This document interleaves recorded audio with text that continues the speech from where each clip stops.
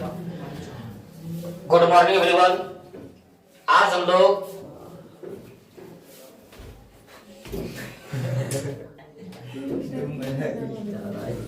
Class 12 के 7वां chapter के एक कविता लेके आए हैं जो पुत्र वियोग है, जिनका लेखिका है, लेखक नहीं है, लेखिका है सुभद्रा कुमारी चौहान जी।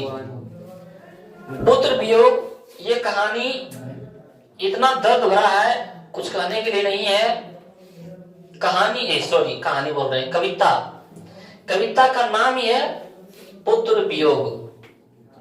यानी एक माँ के लिए सारा क्या होता है, पुत्र ही होता है। वियोग यानी होना है हट जाना, अलग हो जाना।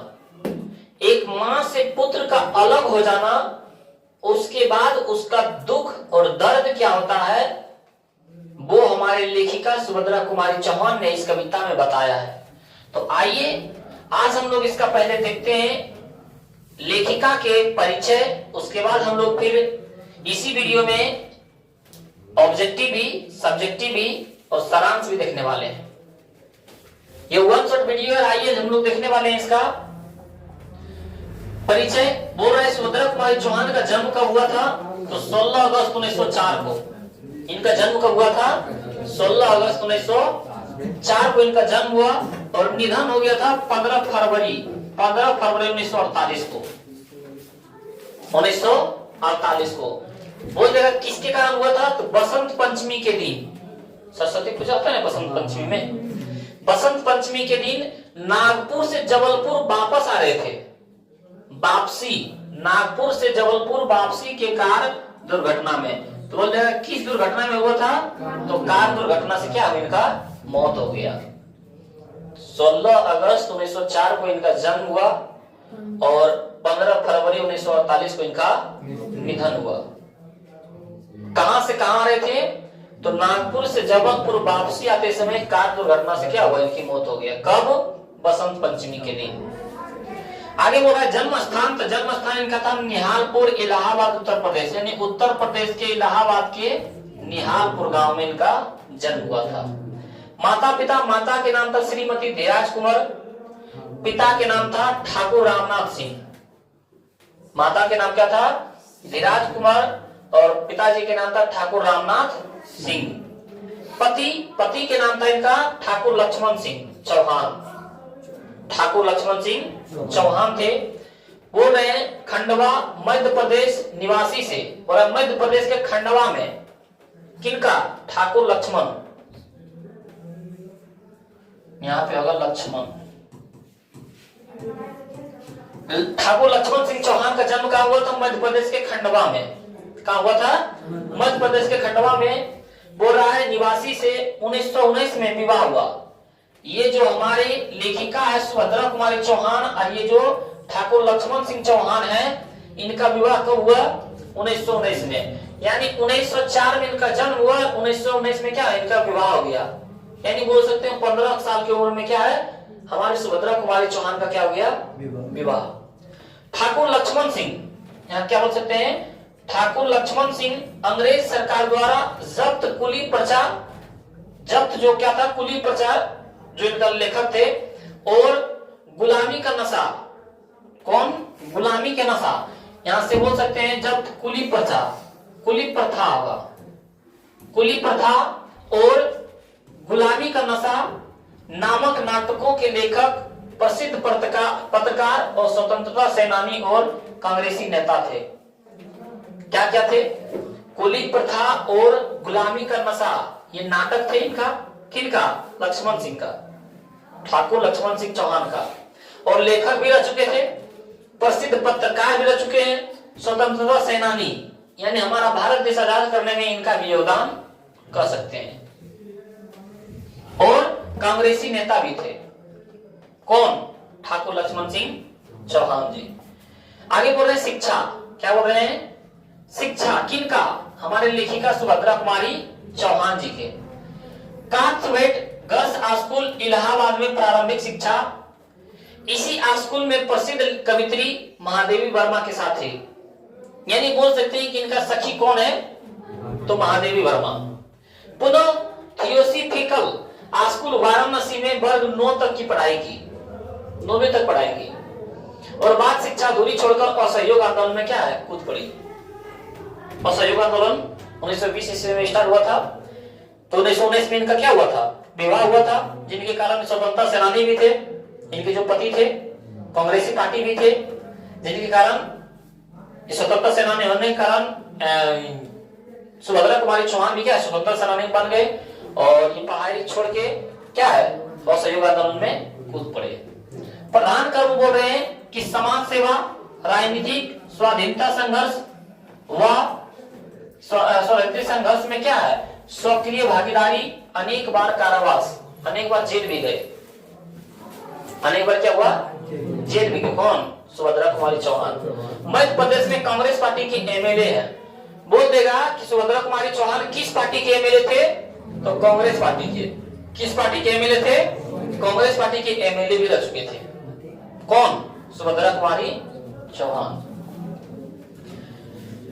आगे बोल रहे विशिष्ट अभिरुचि, इसका रुचि किसमें थी, तो बोला छात्र जीवन से ही काव्य रचना की प्रवृत्ति, जब पढ़ रहे थे तब से क्या है, काव्य रचना के मतलब लिखना में ज्यादा अभिरुचि थे। आगे चलकर मुख्य कवित्री एवं साहित्यकार के रूप में प्रतिष्ठा मिला। आगे चल के क्या है, इनको कवित्री के रूप में और साहित्यकार के रूप में क्या, इनको प्रतिष्ठान मिला। और पुरस्कार बोला मुकुल पर इसको पुरस्कार भी दिए गए 1930 में, हिंदी साहित्य सम्मेलन का शेख सरिया पुरस्कार। बोल देगा कि हमारे सुभद्रा कुमारी चौहान जो लेखिका थी, उनको किस पुरस्कार से पुरस्कृत किया गया था, शेख सरिया पुरस्कार।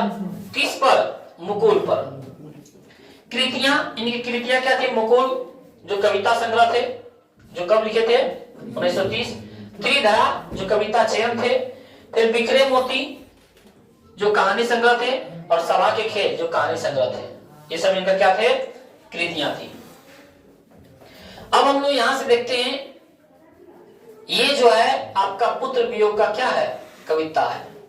ये जो आपका क्या है, पुत्र वियोग का, एक मां से उसका पुत्र छीना गया है, यानी मां का निधन होने से पहले पुत्र का निधन हो जाना पुत्र वियोग कहलाता है। उसी के याद में एक मां का दुख और दर्द क्या होता है, वो सुभद्रा कुमारी चौहान लेखिका जो है वो इस कविता में बताया है। तो आइए आज हम लोग इस कविता को देखते हैं। बोल रहा है, आज दिशाएं भी हंसती है उल्लास विश्व पर छाया, मेरा खोया हुआ खिलौना अब तक मेरे पास ना आया। एक मां के लिए खिलौना क्या होता है, उसका पुत्र होता है। हम लोग जब बचपन में रहते थे तो छोटे छोटे खिलौने से ज्यादा लगाव रखते थे, कोई छीन लेता था तो उसके लिए रो रो के बेहाल हो जाते थे। उसी प्रकार बोल रहा है कि मां के लिए खिलौना क्या है, पुत्र है, और वो पुत्र, वो खिलौना आज मां के पास से छीना गया है, तो वो खुशियां कैसे मनाएगा, वो खुशियां कैसे मनाएगा। वही बोल रहा है, आज दिशाएं भी हंसती है, सारे दिशाएं मतलब खुशी से भरा हुआ है, हंस रहा है उल्लास विश्व पर छाया, पूरा विश्व में उल्लास है, खुशियां ही खुशियां है। अब मेरा खोया हुआ खिलौना अब तक मेरे पास ना आया, हम कैसे खुशियां मनाएं, मेरा खिलौना मेरे पास से छीना गया है, हम खुशियां कैसे मनाएं। शीत ना लग जाए इस भय से, नहीं गोद से जिसे उतारा, छोड़ काम दौड़कर आई, मां कहकर जिस समय पुकारा। बोलते नहीं गाना में, बेटा कही के तो बोलैलू, मतलब जब एक बेटा मां कह के पुकारता है, कोई भी काम होता है उसको छोड़ के दौड़ के चले आती है, चाहे कितना भी इंपॉर्टेंट काम हो। एक बेटा के लिए वही बोल रहा है, शीत ना लग जाए, शीत यानी ठंड ना लग जाए, उसको ठंड ना लग जाए, इस भय से नहीं गोद से जिसे उतारा। मां उसको कहते हैं जो अपने पेट में, अपने गर्भ में 9 माह तक रखते हैं, और एक बेटा बड़ा होने के बाद वही मां को क्या है, दूर कर देता है पत्नी के लिए। ऐसा नहीं करना चाहिए। एक तो अपने गर्भ में 9 माह तक रखते, उसके बाद बावजूद भी हमको 2 साल 3 साल तक अपने गोद में रखते हैं। भाई बोल रहा है शीत ना लग जाए इस भय से नहीं गोद से जिसे उतारा, अपने गोद में रखते थे, बच्चा था जब तो उसको माँ बोल रही है कि उसको शीत न लग जाए, उसको ठंड न लग जाए, इसके वजह से हम उसको अपने गोद में ही रखते थे। छोड़ काम दौड़कर आई माँ कहकर जिस समय पुकारा, और जिस समय मेरा पुत्र माँ करके पुकारता था उस समय हम काम छोड़ के चलाते थे, और आज वो मेरे पास खिलौना नहीं है, हम खुशियां कैसे मनाएं? हम खुशियां कैसे मनाएं? चारों दिशाएं में उल्लास से खुशियां हैं, और आज वो मेरा पुत्र मेरा खिलौना नहीं है, तो आज मैं खुशियां कैसे मनाऊं? आगे बोल रहा है थपकी दे दे जिसे सुलाया, जिसके लिए लोरियां गाई, जिसके मुख पर जरा मलिनता देख आंख में रात बिताई। बोला जा रहा है कि जिसको हम थपकी दे देकर सुलाए हैं, नींद नहीं आने के बाद उसको लोरियां, यहां तक कि लोरियां गाए हैं, कहानी भी सुनाए हैं। जिसके मुख पर जरा मलिनता, यदि उस पुत्र के मुख पर, उसके चेहरे पर जरा मलिनता देख लेते हैं, यदि उसको कष्ट हो रहा था, कुछ दुख होता है, उसका तबीयत खराब होता है, तो उसके चेहरे को देख के रात में बिता देता था, जहां तक कि एक आंख पलक भी नहीं लेते थे। यदि किसी का पुत्र बीमार रहे, उसका तबीयत खराब रहे, उसको किस चीज का टेंशन रहे, तो उसका मां बहुत प्रभाव हो जाता है, बहुत प्रभाव पड़ता है मां पर। बोलता है, वो सोचती है मां कि मेरा पुत्र को आज क्या हो गया। कभी कभी हम लोगों के साथ मां, यदि आप लोग बीमार गिरे होंगे और यदि पता चल जाता है मां को कि मेरा पुत्र बीमार गिरा है, तो रात भर सोती नहीं है मां, अपने पुत्र के चेहरा देख के रात बिता देती है। वही बोल रहा है आज वो मेरे पुत्र, मेरे खिलौना मेरे पास नहीं है, खुशियां कैसे मनाएं? वही बोल रहा है थपकी देकर जिसे सुलाया, जिसके लिए लोरियां गाई, जिसके मुख पर जरा मलिनता, जरा भी तबीयत खराब हुआ, देख आंख में रात बिताई, उनको देख देख के रात बिता देते थे। और बाओ आज मेरे पास पुत्र नहीं है, तो उसके लिए हम कैसे खुशियां मनाएं? आगे बोल रहा है कि जिसके लिए भूल अपनापन पत्थर को भी देव बनाया, कहीं नारियल धूप बतासे कहीं चढ़ाकर शीश नवाया। अपने पुत्र के लिए अपनेपन को भी भूल गया। सोचो कि एक मां का पुत्र का तबीयत खराब रहे, अच्छा नहीं रहे, और उनका मायके से फोन आ जाए कि यहां पे आना है, मां जाती है? नहीं जाती है। क्यों? क्योंकि मेरा पुत्र का तबीयत खराब है। तो वही बोल रहा है कि जिसके लिए मैं अपनापन भी भूल गया, अपने मायके को भी भूल गया अपने पुत्र के लिए, यहां तक कि पत्थर को भी देव बनाया। पत्थर से भगवान से मांगते थे, मिन्नत मांगते थे कि हमारा पुत्र का लंबी उम्र हो, पढ़ने में अच्छा हो, उसकी स्वास्थ्य अच्छा रहे। पत्थर को भी देव बनाया, कहीं नारियल धूप बतासे, कहीं नारियल चढ़ाए, कहीं धूप चढ़ाए, कहीं बतासे चढ़ाए, कहीं चढ़ाकर शीश नवाए, और वहां तक कि हम शीश भी नवाए। और वो आज पुत्र इतना करने के बाद भी मेरे पास नहीं है, तो हम खुशियां कैसे मनाएं? उसके बिना हम खुशियां कैसे मनाएं? आगे बोल रहा है फिर भी कोई कुछ ना कर सका, देवी देवता भी कुछ ना कर सका, फिर भी कोई कुछ ना कर सका, छीनी गया खिलौना मेरा, मैं असहाय बेबस बैठी रह गई, उठ गया छौना मेरा। बोल रहा है कि इतना करने के बाद भी, यहां तक कि पत्थर को देव भी बनाया, सारे जगह नारियल बतासे मतलब माथे भी टेके, लेकिन फिर भी कोई कुछ ना कर सका। मेरा पुत्र जब छीना गया था, छीन रहा था, तो कोई कुछ नहीं कर सका। छीनी गया खिलौना मेरा, मेरा खिलौना, मेरा पुत्र छीना गया है, मैं असहाय बेहोश बैठी। असहाय किसको कहा जाता है?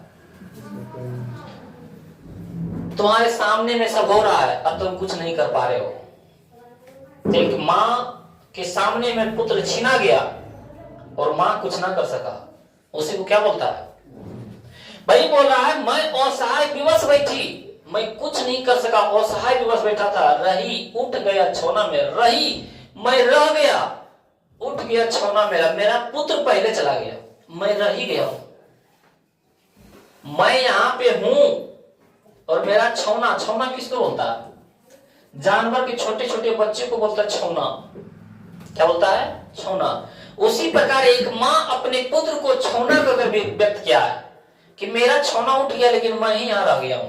तो इतना करने के बाद मेरा पुत्र नहीं है तो मैं खुशियां कैसे मनाऊं। तड़प रहे हैं विकल प्राण ये, मुझको पल भर की शांति नहीं है। वह खोया धन पा न सकूंगी, इसमें कुछ भी भ्रांति नहीं है। विकल प्राण है, प्राण व्याकुल हो रहा है, तड़प रहे हैं हम। विकल ये प्राण क्या है, तड़प रहा है, मुझको पल भर की शांति नहीं है। एक पल के लिए भी क्या शांति नहीं है। जब से मेरा पुत्र छीना गया तब से मेरे हमको क्या एक पल की भी शांति नहीं है। वह खोया धन पा न सकूंगी। एक मां समझ रही है कि जो मेरा धन दौलत क्या था, पुत्र था, वो फिर से हम पा नहीं सकूंगी। मां को मालूम है, इस बात को मां को मालूम है कि जो मेरा धन खो चुका है वो वापस आने वाला नहीं है। भाई बोल रहा खोया धन पा न सकूंगी, इसमें कुछ भी भ्रांति नहीं है। बोला आपको मालूम है कि जो धन खो चुका है वो हमको आने वाला नहीं है। बोला फिर भी रोता ही रहता हूं, नहीं मानता मन मेरा। बड़ा जटिल निरस लगता है सुना सुना जीवन मेरा। मैं जानता हूं कि जो धन खो चुका हूं वो नहीं आने वाला है, फिर भी रोता ही रहता हूं। क्या करूं, मुझको मालूम है कि जो धन चला गया वो नहीं आने वाला, लेकिन फिर भी रोता ही रहता हूं। नहीं मानता मन मेरा, मेरा मन नहीं मानता है। मां के लिए देखिए कि कितनी दुख भरी वाली बात है कि जब पुत्र उससे बिछड़ जाता है। भाई बोल रहा मन नहीं मानता है, क्या करें, रोता ही रहता हूं। बड़ा जटिल निरस लगता है, लगता है अब जिंदगी पूरा जटिल हो चुका है। निरस यानी कोई रस नहीं है जिंदगी में, मेरा कोई रस ही नहीं, निरस है। सुना सुना जीवन मेरा, मेरा जीवन अब क्या हो चुका है, सुना हो गया है।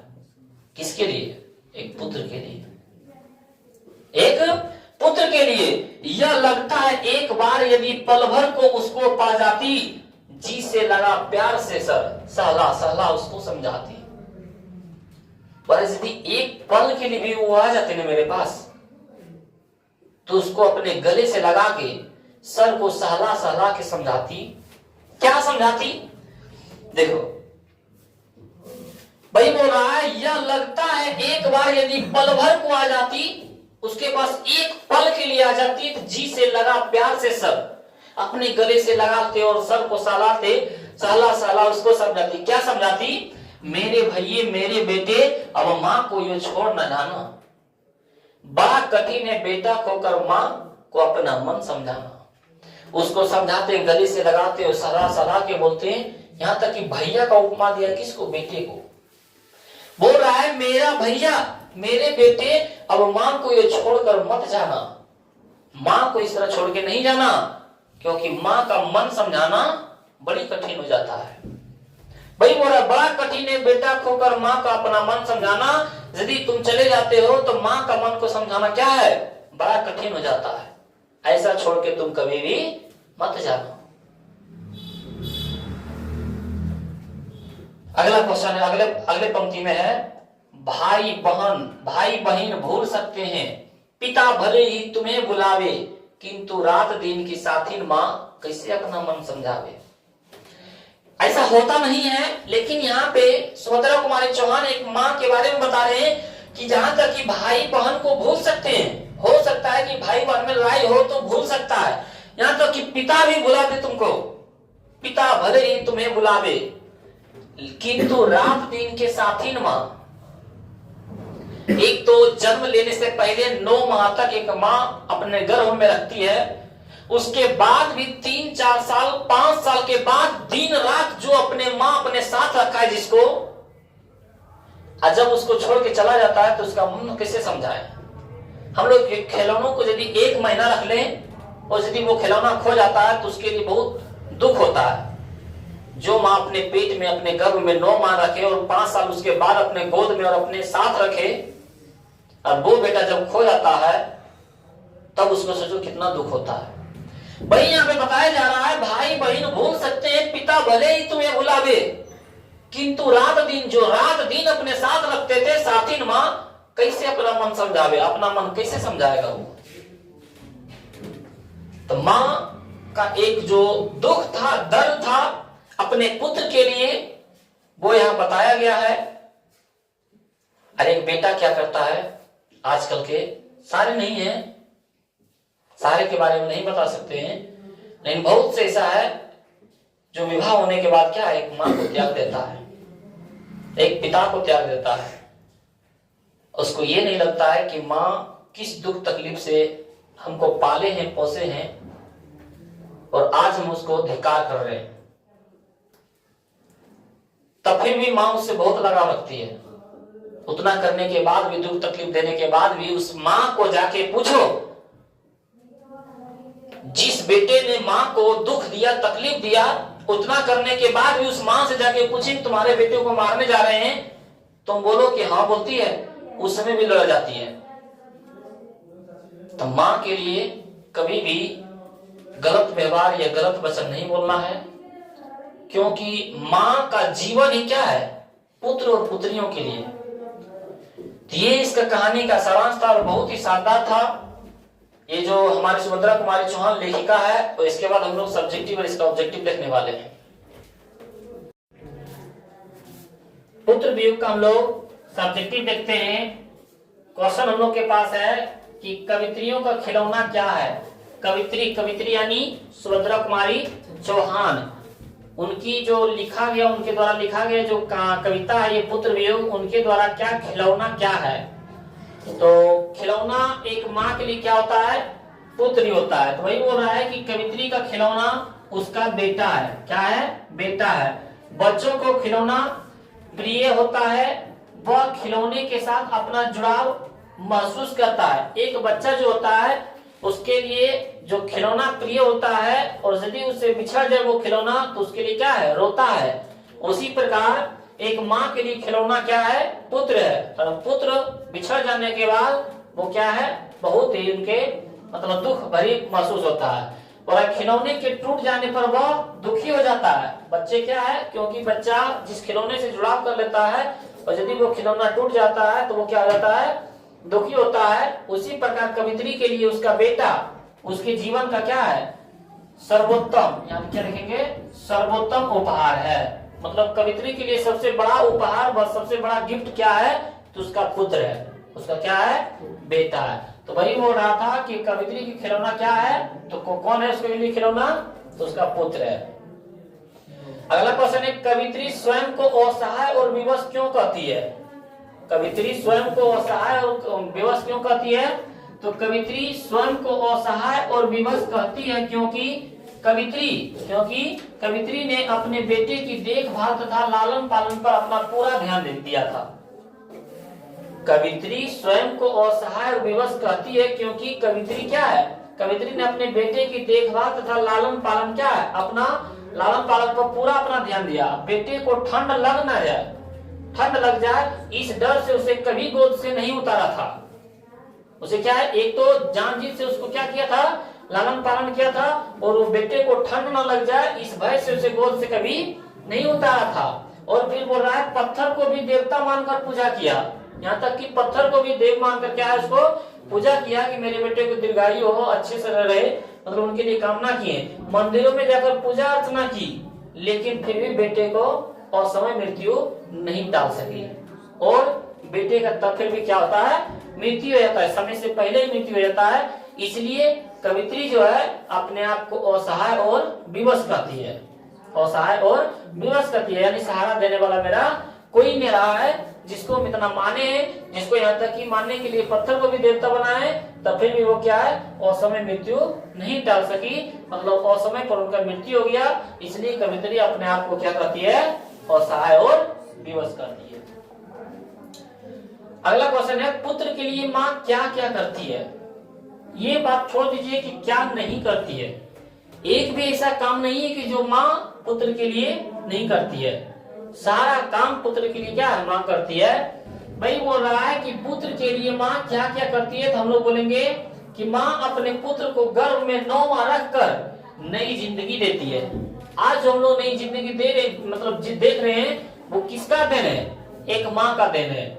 पुत्र के लिए माँ निजी सुख दुख भी भूल जाती है। उसको सुख दुख कुछ भी आता है तो वो क्या है, पुत्र के लिए भूल जाता है। यदि वो भूखी रहती है माँ, और उसके पास यदि कुछ खाना आ जाए और बेटा बोलता है कि माँ हम पहले खाएंगे, तो वो माँ क्या है, पहले बेटा को खिलाता है, उसके बाद अपने खाता है। वो क्या है, सुख दुख को भूल के अपने पुत्र के लिए सारा काम करती है। वह अपने पुत्र के स्वास्थ्य एवं सुरक्षा का पूरा ध्यान रखती है। बेटे को ठंडा ना लग जाए इस डर से गोद से नहीं उतारती है। हाथ कान उसका दर्द कर रहा है तो फिर भी क्या अपने बच्चे को नहीं उतारती है। बोला उसके लिए मंदिरों में जाकर पूजा अर्चना करती है तथा मन्नतें मांगती है और साथ ही उसे अच्छे संस्कार भी देती है।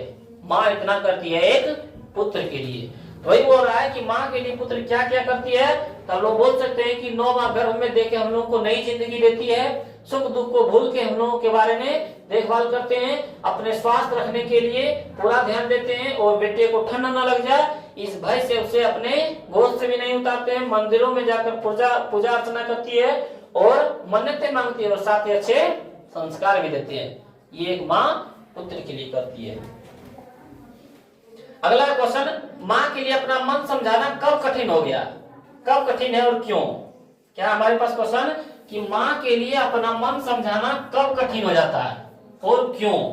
तो जब माँ का पुत्र एक माँ से अलग हो जाता है तो उस समय माँ का मन समझाना कठिन हो जाता है। तो वही बोल रहा है कि माँ के लिए अपना मन समझाना तब कठिन हो जाता है जब उसका बेटा उससे दूर चला जाता है।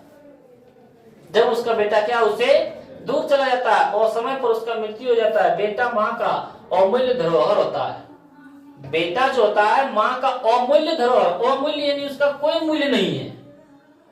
कोई ऐसा माँ है जो बोलेगा मेरा बेटा को 5 लाख दे दे ले चल जाए, ऐसा कोई माँ नहीं है।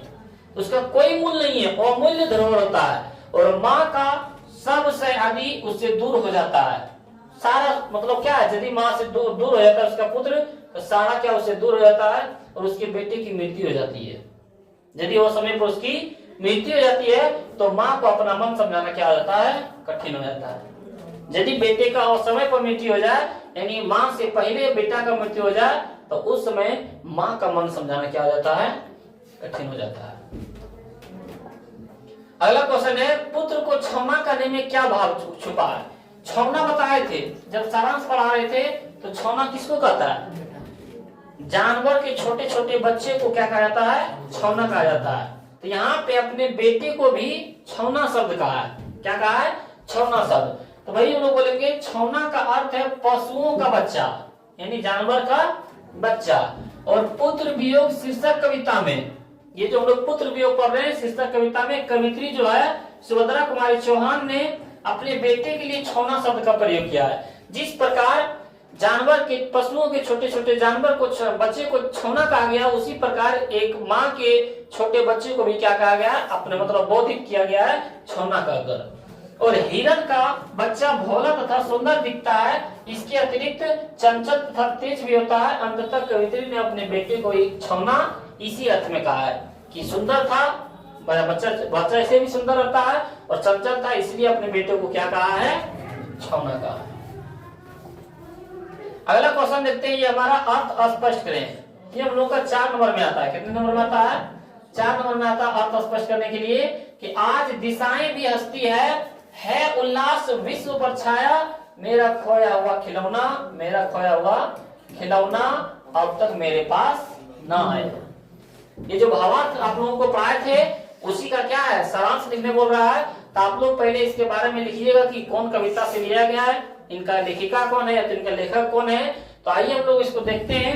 बोलना जा रहा है कि प्रस्तुत पंक्तियां छायावादी कवित्री सुभद्रा कुमारी चौहान लिखित। बोलेगा कि सुभद्रा कुमारी चौहान कौन सी वादी कविता थी, तो छायावादी कवित्री सुभद्रा कुमारी चौहान लिखित पुत्र वियोग शीर्षक कविता से लिया गया है। ये जो आपका आज दिशाएं भी हंसती है उल्लास विश्व पर छाया, आज ये जो लिखा है कि मेरा खोया हुआ खिलौना अब तो मेरे पास ना आया, किसे लिया गया है, पुत्र वियोग से लिया गया है। इस कविता के माध्यम से कवित्री ने अपने बेटे के आकस्मिक निधन का स्मृतियों को याद कर, आकस्मिक मतलब अचानक मृत्यु हो जाए, उसका टाइम नहीं हुआ है, माँ से पहले पुत्र का निधन हो गया, उसी को बोलता है आकस्मिक निधन की स्मृतियों को याद करके अपने अशांत मन के व्यथा को बताया है। कि एक माँ का पुत्र और समय पर उसका निधन हो जाने के बाद उसका क्या दुख तकलीफ होता है, वो इस कविता के माध्यम से बताया है। इस पंक्ति के माध्यम से कवित्री कहती है आज सभी दिशाएं हर्षित है, यानी खुशियां ही खुशियां मना रहे हैं। सभी दिशाएं क्या है, हर्षित है। भाई यहाँ पे बोल रहा है कि अपने अशांत मन को, व्यथा को बताया है इस पंक्ति के माध्यम से। कवित्री कहती है आज सभी दिशाएं हर्षित है, सभी जगह प्रसन्नता छाई हुई है, खुशियां ही खुशियां छाई हुई है, सारे विश्व में उल्लास है। सारे विश्व में क्या, उल्लास का वातावरण है, खुशियों का वातावरण है।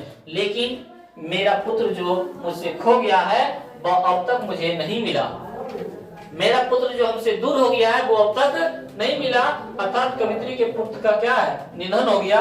तो हम खुशियां कैसे मनाएं? सारे दिशाएं, सारे जगह, पूरे विश्व में क्या है, खुशियों का माहौल छाया हुआ है।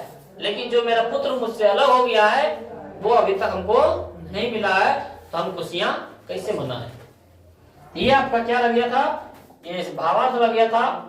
इस तरह का आप लोगों के पास 4 नंबर का आता है। फिर से अगला फिर है मर्म उद्घाटित करें, मतलब भावार्थ स्पष्ट करें या तो व्याख्या करें। तो हम लोग के पास क्या है, भाई बहन भूल सकते हैं, पिता भले ही तुम्हें भुलावे, किंतु रात दिन की साथिन माँ कैसे अपना मन समझावे। तो ये कहां से लिया गया है, पुत्र वियोग से लिया गया है। इनकी लेखिका कौन है, सुभद्रा कुमारी चौहान जी हैं। ये बोल रहे हैं कि यदि भाई बहन में लड़ाई हो तो वहां भूल सकते हैं भाई बहन को, पिता भलो तुम्हें भुलावे, पिता भी भूल सकते हैं, लेकिन दिन रात जो साथ रहने वाले आपके साथ माँ है, यदि पुत्र को वियोग होने के बाद वो अपना मन कैसे समझाएगा, वो अपना मन कैसे समझाएगा। वही बोला, प्रस्तुत पंक्तियां छायावादी कवित्री सुभद्रा कुमारी चौहान लिखित पुत्र वियोग शीर्षक कविता से लिया गया है, जो कि मुकुल का एक अंश है। बोल देगा पुत्र वियोग किससे लिया गया है, तो मुकुल से। मुकुल एक पर लिखा गया था, किनके द्वारा लिखा गया, सुभद्रा कुमारी चौहान द्वारा, उसी से लिया गया है। बोल रहा है इस पंक्ति के माध्यम से कवित्री ने माँ के हृदय के गहराई में अवस्थित ममता की व्यापकता का चित्रण किया है, कि माँ के हृदय में कितना ममत्व होता है एक पुत्र के लिए, उसके बारे में क्या है, चित्रण किया, उसके बारे में लिखे हैं। अपने बच्चे के प्रति माँ से अधिक किसी व्यक्ति का लगाव नहीं होता। एक माँ का जितना अपने पुत्र से लगाव होता है उतना किसी से भी लगाव नहीं होता है। बोल रहा है, कवित्री कहती है भाई तथा बहन भूल जा सकते हैं, भाई बहन यहाँ तक क्या हो सकते हैं, भूल सकते हैं। वही बोल रहे हैं, भाई बहन भूल सकते हैं, भाई बहन भूल सकते हैं, पिता भी तुम्हें भूल सकते हैं, लेकिन तुम्हारे दुख सुख, तुम्हारे साथ रहने वाले माँ तुम्हें कभी नहीं भूल सकती है। वह कैसे अपना मन समझा सकती है, वह अपना मन कैसे समझा सकती है। ये आपका क्या लग गया, भावार्थ किया था। उसके बाद हम लोग देखते हैं फिर इसका ऑब्जेक्टिव क्वेश्चन। और आप लोग ऑब्जेक्टिव क्वेश्चन यदि इसका सारांश और सब्जेक्टिव देखें, इसको ऑब्जेक्टिव आप लोग देख के जाएं।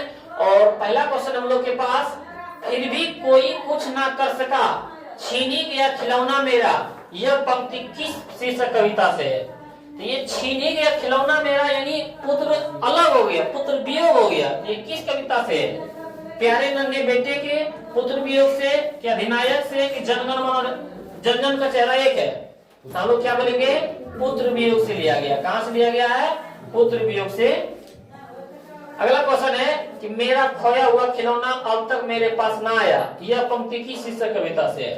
तब पुत्र वियोग कि नन्हे नन्हे प्यारे नन्हे बेटे को, कि हार की जीत की उषा से। तो हम लोग क्या बोल सकते हैं, पुत्र वियोग से लिया गया। कहां से लिया गया है, पुत्र वियोग से लिया गया है।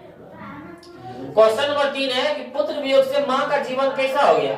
आप लोग बताएं, पुत्र वियोग से माँ का जीवन सुना सुना हो गया, खुशहाल हो गया, आनंदित हो गया, सुखमय हो गया, सुना सुना हो गया। कैसा हो गया, सुना सुना जीवन मेरा, उसका जीवन कैसा हो गया, सुना हो गया। और अगला क्वेश्चन देखते हैं, क्वेश्चन नंबर 4, माँ किसके भय से माँ किसके भय से अपने लाल को गोद से नहीं उतारती है, मतलब किसके डर से अपने बच्चे को नहीं उतारती है, कीड़े के भय से, शीत के डर से, कि गिर पड़ने के डर से, कि मिट्टी लगने की भय से। तो शीत लगने से, शीत बोले तो ठंड लगने की भय से उसे गोद से नहीं उतारते हैं। अगला क्वेश्चन है, मैं असहाय विवश बैठी ही रही, उठ गया छौना मेरा। यह पंक्ति किस शीर्षक कविता से है? माँ बोल रही है कि मैं यहीं पर आ गया हूँ, मेरा छौना ही उठ गया है, मेरा बेटा ही चला गया है। यह पंक्ति किस शीर्षक कविता से ली गई है? गांव के घर से, हार की जीत से, पुत्र वियोग से, कि उषा से? तो हम लोग बोल सकते हैं पुत्र वियोग से लिया गया। किसे लिया गया है? पुत्र वियोग से। अगला देखते हैं, पुत्र वियोग शीर्षक कविता किसकी रचना है? तब पुत्र वियोग किनके द्वारा लिखा गया है? जयशंकर प्रसाद, सुभद्रा कुमारी चौहान, रघुवीर सहाय की राम क्या लिखा है? शमशेर बहादुर सिंह। तो यहाँ से हम लोग बोल सकते हैं लेखिका जो है सुभद्रा कुमारी चौहान, इनके द्वारा पुत्र वियोग लिखा गया है। क्वेश्चन नंबर 7 देखते हैं, सुभद्रा कुमारी चौहान का जन्म कहाँ हुआ था? तो वाराणसी, कानपुर, इलाहाबाद की फौजाबाद? तो हम लोग क्या बोलेंगे? इलाहाबाद। कहाँ हुआ था जन्म इनका? इलाहाबाद। अगला क्वेश्चन है, सुभद्रा कुमारी चौहान को किस पार्टी का एमएलए चुना गया था? तो समाजवादी पार्टी, भारतीय कम्युनिस्ट पार्टी की, भारतीय जनता पार्टी की, कांग्रेस पार्टी? कांग्रेस पार्टी का चुना गया था। किसके चुना गया था? कांग्रेस पार्टी का क्या इनको एमएलए बनाया गया। आगे बोला, सुभद्रा कुमारी चौहान किस वर्ग की कवित्री मानी जाती है? कटु यथार्थ भाव की, राष्ट्रीय भावधारा की, भक्ति भावधारा की, में कोई नहीं? हम लोग क्या बोलेंगे? राष्ट्रीय भावधारा, क्योंकि 9वीं क्लास तक ही पढ़े थे और ये क्या है? असहयोग आंदोलन में कूद पड़ी थी। इसके आगे देखते हैं, सुभद्रा कुमारी चौहान की कौन सी कृति नहीं है? कौन सी कृति नहीं है? तो बिखरे मोती की, मुकुल की, प्रायश्चित की, त्रिधारा? तो हम लोग क्या बोलेंगे? प्रायश्चित नहीं है, क्योंकि बिखरे मोती है, मुकुल भी है, त्रिधारा है, लेकिन प्रायश्चित सुभद्रा कुमारी चौहान की नहीं है। अगला देखते हैं, सुभद्रा कुमारी चौहान की कौन सी कृति है? इरावती, पद्मावती, काव्य का सपना की, सभा का खेल? अगला क्वेश्चन देखते हैं, क्वेश्चन नंबर 13, सुभद्रा कुमारी चौहान, यहाँ पे क्या लिखेंगे? सुभद्रा कुमारी चौहान के अनुसार माँ के लिए अपना मन को समझाना कब कठिन हो जाता है? तो भाई की मृत्यु होने पर, कि पिता की मृत्यु होने पर, कि पुत्र की मृत्यु होने पर, कि पति की मृत्यु होने पर? तो हम लोग क्या बोलेंगे? पुत्र की मृत्यु होने पर माँ का मन समझाना क्या हो जाता है? बहुत कठिन हो जाता है। अगला देखते हैं क्वेश्चन, पुत्र वियोग शीर्षक कविता में कवित्री का खिलौना क्या है? कवित्री बोले तो सुभद्रा कुमारी चौहान जी के खिलौना क्या है? उनका पुत्र की, उनका तोता की, उनका छोटा भाई की, उनमें से कोई नहीं। तो उनका पुत्र क्या है? खिलौना है। सुभद्रा कुमारी चौहान का निधन कैसे हुआ था? कार दुर्घटना में, ट्रेन दुर्घटना में, बस दुर्घटना, हवाई जहाज दुर्घटना में? तो कार दुर्घटना में। किससे हुआ था? कार दुर्घटना में क्या हुआ था? इनका निधन हो गया। वर्ग 9 तक की पढ़ाई के बाद शिक्षा अधूरी छोड़कर कौन सी कवित्री असहयोग आंदोलन में कूद पड़ी? मीराबाई, महादेवी वर्मा की, अनामिका की, सुभद्रा कुमारी चौहान? सुभद्रा कुमारी चौहान जी ने क्या किए? वर्ग 9 तक की पढ़ाई किए थे और असहयोग आंदोलन में क्या है? कूद पड़े थे। तो ये कौन है? सुभद्रा कुमारी चौहान। आगे, सुभद्रा कुमारी चौहान की जीवन सुना सुना क्यों हो रहा था? तो पति के दूर जाने के कारण, जेल जाने के कारण, पुत्र के असमय निधन के कारण, इनमें से कोई नहीं? तब पुत्र के असमय निधन होने के कारण, मतलब पुत्र का समय पर मृत्यु नहीं हुआ और समय पर मृत्यु हो गया, जिनके कारण उनका जीवन कैसा लग रहा था? सुना सुना। सुभद्रा कुमारी चौहान स्वयं को असहाय क्यों कहती है? पिता वियोग के कारण, पुत्र वियोग के कारण, पति वियोग के कारण, इनमें से कोई नहीं? तो हम लोग बोलेंगे पुत्र वियोग, उससे पुत्र दूर हो गया था, जिनके कारण वो अपने आप को क्या समझती है? असहाय और विवश। पुत्र वियोग कविता में कवित्री के किसके लिए पत्थर को देवता मानकर पूजा की है? तो किसको? अपने लिए, पति के लिए, भाई के लिए, पुत्र के लिए? तब पुत्र के लिए हो जाएगा आंसर। अगला क्वेश्चन देखते हैं कि गुलामी का नशा किसकी रचना है? तो गुलामी का नशा किसकी रचना है? सुभद्रा कुमारी चौहान के। सुभद्रा कुमारी चौहान के था? ठाकुर लक्ष्मण सिंह है ना? इनके पति लिखा था ठाकुर लक्ष्मण सिंह। ये हो जाएगा आंसर। आप लोग एक बार देख लीजिएगा सारांश। जब शुरू में पढ़ा रहे थे तो हमको लगा कि ये गुलामी के नशा इनके पति लिखे थे, ठाकुर लक्ष्मण सिंह। अगला है, सुभद्रा कुमारी चौहान के पति का नाम क्या था? तो ठाकुर लक्ष्मण सिंह। ये हमारा जो ऑप्शन ए में ही है। अगला क्वेश्चन देखते हैं, बिखरे बिखरे या बिखरे होगा, क्या होगा? बिखरे मोती क्या है? तो बिखरे मोती देखो क्या है? ये उपन्यास है कि काव्य संकलन है, निबंध संकलन है, कहानी संग्रह है? हमारा क्या हो जाएगा? कहानी संग्रह। ये बिखरे मोती आप लोगों को जब शुरू में पढ़ा रहे थे इसका लेखक परिचय, तो उसमें बताया होंगे कि बिखरे मोती क्या है, तो कहानी संग्रह। क्या है? कहानी संग्रह। आगे बढ़ा, सरोज स्मृति किसकी रचना है? तो सरोज स्मृति पंत की निराला महादेवी वर्मा की सुभद्रा कुमारी चौहान। हम लोग क्या बोलेंगे? सुभद्रा कुमारी चौहान। आगे है, क्रस्ट बेट गर्ल्स स्कूल में सुभद्रा कुमारी चौहान के प्रिय मित्र कौन थे? तो सुभद्रा कुमारी चौहान के प्रिय मित्र कौन थे? महादेवी वर्मा, मनु भंडारी, ममता कालिया, इनमें से कोई नहीं। तो महादेवी वर्मा क्या थे? इनके प्रिय मित्र थे। सुभद्रा कुमारी चौहान का प्रतिनिधि कविता संग्रह कौन है? प्रतिनिधि कविता संग्रह त्रिधारा है कि मुकुल है, का नामिका है कि गीता का है? तो मुकुल है।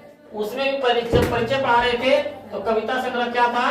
तो मुकुल ही था। मुकुल में क्या लिखा गया है? कविता को संग्रह किया गया है, इसलिए कविता संग्रह बताया गया। सुभद्रा कुमारी चौहान का जन्म कब हुआ था? तो 16 अगस्त 1904 को, 20 जुलाई 1920 को, 18 मई 1930 को, 12 अगस्त 1905 को। तो 16 अगस्त 1904 को इनका क्या हुआ था? जन्म हुआ था। अगला, सुभद्रा कुमारी चौहान की लिखी कविता कौन सी है? प्यारे नन्हे बेटे को, पुत्र वियोग, हार की जीत, के गांव की घर। तो पुत्र वियोग किसके द्वारा लिखा गया? सुभद्रा कुमारी चौहान जी। पुत्र वियोग शीर्षक कविता किस टाइप संग्रह से ली गई है? तो पुत्र वियोग कविता किस टाइप संग्रह से? त्रिधारा से, लहर से, मुकुल से कि दीपा शिखर से? तो मुकुल से लिया गया। बोलेगा मुकुल क्या है? तो काव्य संग्रह है। मुकुल क्या है? तो काव्य संग्रह। छोड़ो काम, छोड़, क्या यहाँ पे लिखेगा? छोड़ काम दौड़ कर आई, मां कहकर जिस समय पुकारा। कविता की पंक्ति है, किस कविता से लिया गया? उषा, हार्दिक, पुत्र वियोग, गांव का घर। तब पुत्र वियोग से कहां से लिया गया है? आगे बढ़ा, पुत्र वियोग शीर्षक कविता कैसी रचना है? तो शोक गीत है, लोक गीत है, स्तुति गीत है, राष्ट्रीय गीत है?